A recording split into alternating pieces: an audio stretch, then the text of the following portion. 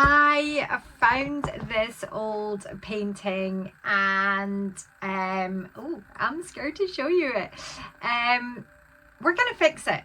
So it doesn't matter what it looks like right now. Ta-da! I don't know. It's just not quite right. There are bits of it that I love and bits of it that I hate. So we are gonna grab some acrylic paint and we are gonna make this magical. I think I painted this at least a year and a half ago. Not entirely sure. And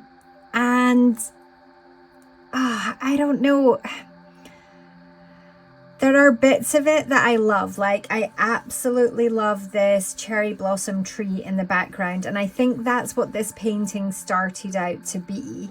And I kind of enjoying the abstract ness of the background, and I do love the fact that I managed to get this tree in the foreground here super dark, but it just doesn't feel like me anymore. It doesn't feel like my style. The whole thing's got a little bit of doom and gloom about it, which I think might have kind of said something about how I was feeling at the time that I painted it. So even though I have this bright pink amazing cherry blossom tree off in the distance, this is like really dark and kind of oppressive in feeling at the front here, and it's making me a little bit emotional talking about it, because now I think about what stage I was at in my life and my art at the time that I painted this. I don't think I was happy. I wasn't happy in my art, but I was potentially reaching for something else. I had a goal in mind. I wanted this bright, wonderful place that is the cherry blossom tree, but everything else down the front here, the real world, just felt dark and gloomy. So I'm really excited about doing something with this painting and making it more who I am now, and magical, and all things Faefern Forest. Let's face it, we're gonna be bringing some of that whimsy magical world to life with this painting and make it feel loved, because I don't think this tree is very loved, is it?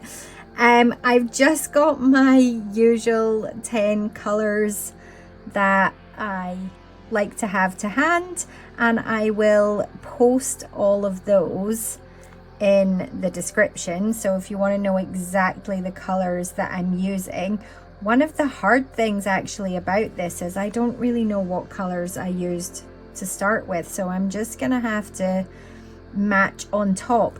But I think it might be quite nice if that background layer, the cherry blossom and the water and these abstract trees that are in the distance, that are far away from us, they can just stay as they are. And we're going to work on this big tree at the front and these grasses down here, and that's the new layer. So it becomes a painting of two halves, which I think is a wonderful concept in itself, and I'm super excited to see where this goes. But I'm just gonna paint some colors and layers onto this tree, and then we will come back and see what other magical elements that we can add.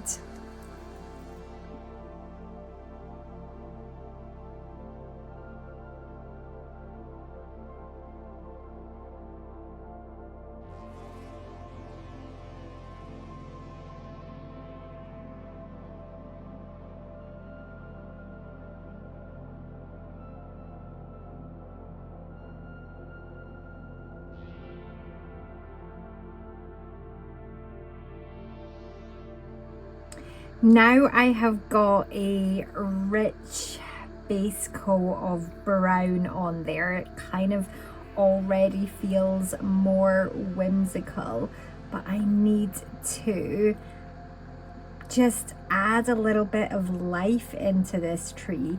It needs to have all the magic elements that a tree would have in Faefern Forest.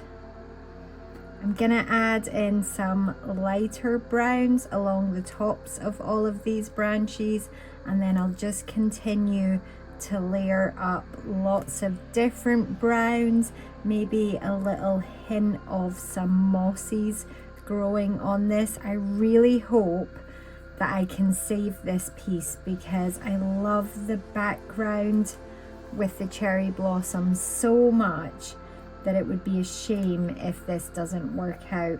Wish me luck.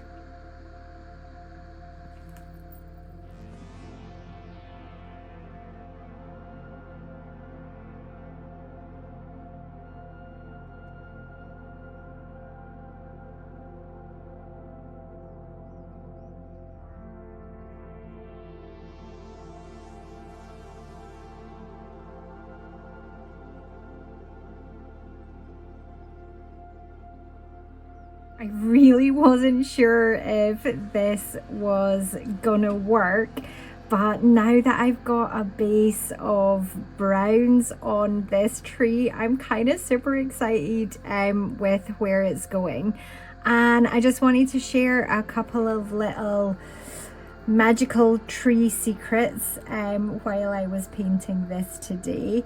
I always keep areas of dark in the tree, much darker than you think, like almost black, and then I have other areas of the tree bark that is lighter, almost white. So I've got this contrast between these little dark shaded areas and these brighter white areas. And my next little secret tip is brushing lightly, just as I'm doing just now, some lemon yellow over little areas of light spots. So I'm putting on the smallest amounts of paint and just kind of dabbing it on so that it clings occasionally to those little light spots. The thing about lemon yellow is it actually dries almost green, so it dries a little bit darker, and it's got that kind of limey, which is hilarious because it's called lemon yellow, but it's got that kind of limey greenness about it when it dries. So it just makes the tree look like it's got moss on it, but that moss is growing. So I'm going to keep adding some of this to these little light areas, and then I'll go in with some darker areas of moss as well before we turn this tree into an enchanted tree.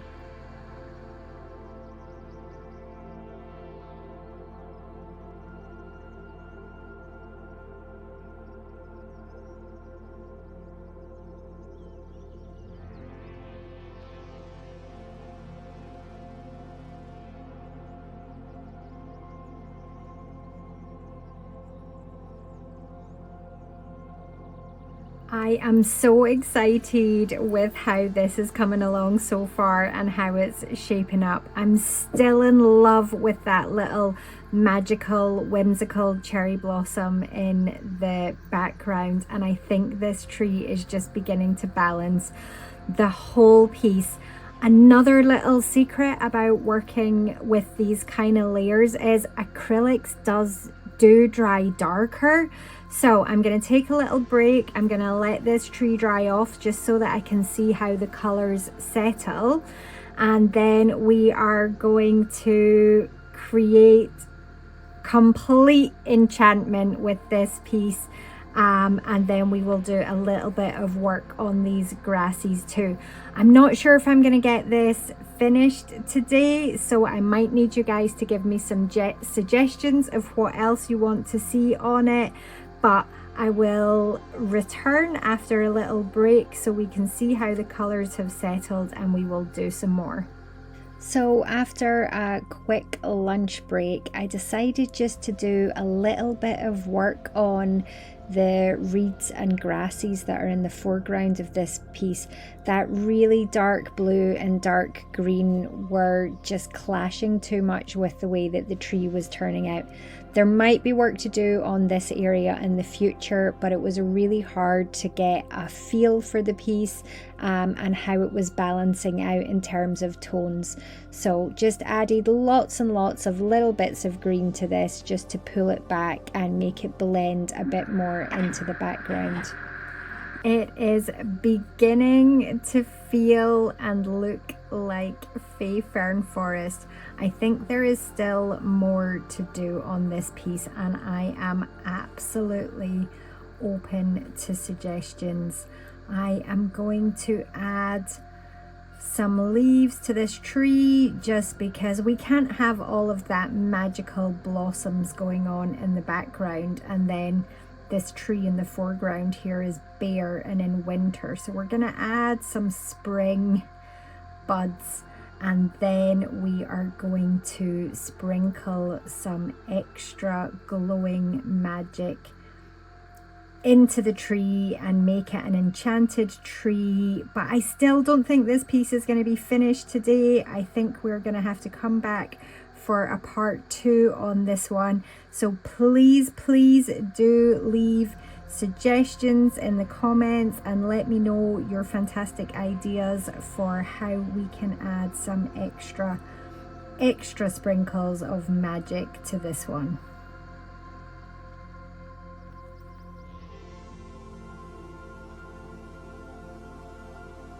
If only building up all these shades of green on these leaves was as quick as this in real time.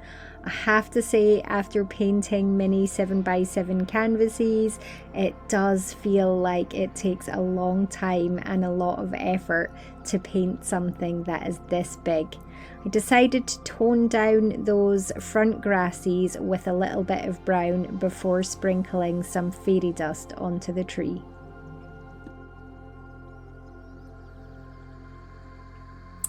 Okay, let's start adding something really magical and make this tree enchanted.